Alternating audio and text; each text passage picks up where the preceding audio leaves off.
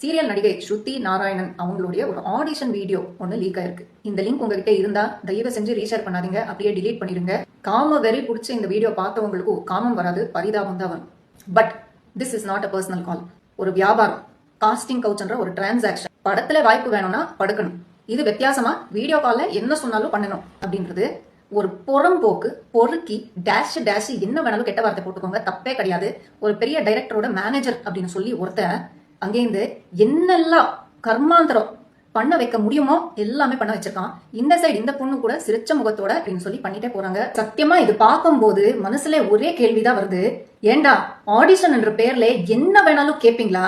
இப்படி ஒரு மானங்கெட்ட வழியில படம் எடுத்து இத்தனை பொண்ணுங்களோட சாபம் சம்பாதிச்சு நீங்க எல்லாம் நல்லா இருப்பீங்களா? போய் குப்பையில போடுங்க அந்த படத்தை. ஒரு பக்கம் நெப்போட்டிசம், ஸ்டார் கிட்ஸுக்கு கிடைக்கிற பிரிவிலேஜஸ், கான்டாக்ட்ஸ், வாய்ப்புகள் எங்களுக்கு கிடையாது.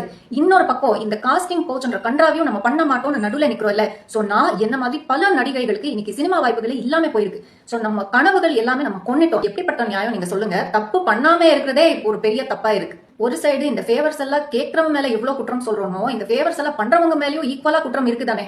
ஆனா ஸ்ருதி அதுக்கப்புறம் என்ன சொல்றாங்க, இந்த வீடியோல இருக்குது நான் கிடையவே கிடையாது, ஏஐ வச்சு பண்ணிருக்காங்க அப்படின்னு சொல்றாங்க. ஆனா இப்போ புதுசா ஒரு வீடியோ லீக் ஆயிருக்கு. அதே செயல்கள், அதே காஸ்டிங் கால் தான்.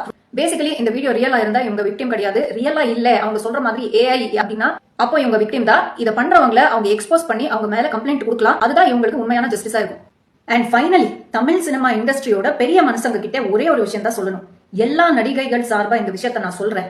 உங்க இண்டஸ்ட்ரி நாரி போய் கிடக்குது. First clean up your industry. எங்களுக்கு ஒரு சேஃபான ஒர்க் என்வாயன்மெண்ட் கிரியேட் பண்ணி கொடுங்க.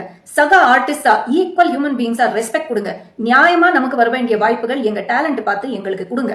அதுக்கப்புறம் எந்த ஸ்கூல் பொண்ணு யாரோட படுத்தா, எந்த காலேஜ் பொண்ணு எந்த பிராண்ட் சரக்கு அடிச்சான்றத பத்தி ஆராய்ச்சி பண்ணுங்க. தேங்க்யூ.